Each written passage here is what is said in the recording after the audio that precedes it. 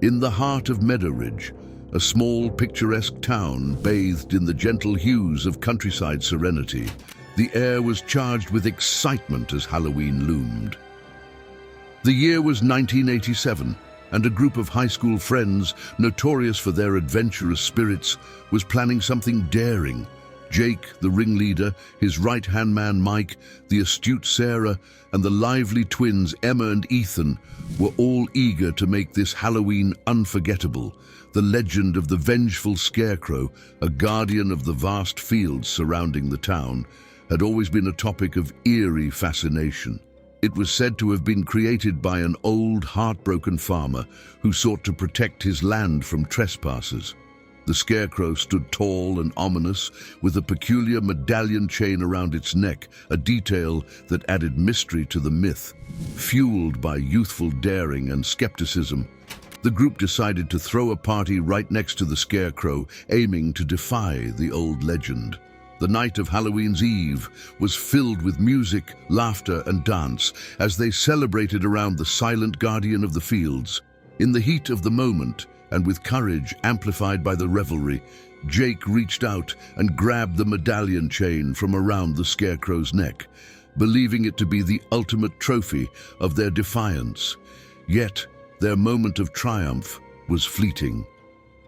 As Halloween night unfolded, an ominous atmosphere enveloped Meadowridge. The once silent Scarecrow had come to life, fueled by wrath and a thirst for retribution.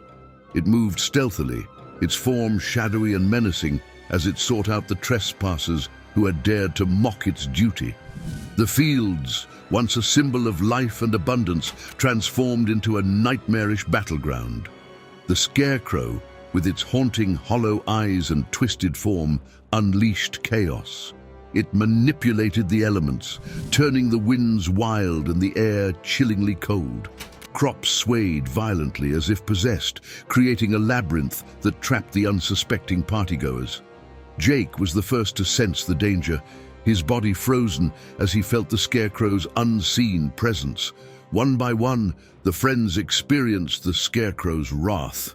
Emma felt unseen hands gripping her, trying to pull her into the ground, while Ethan was disoriented by the sudden fog that enveloped him.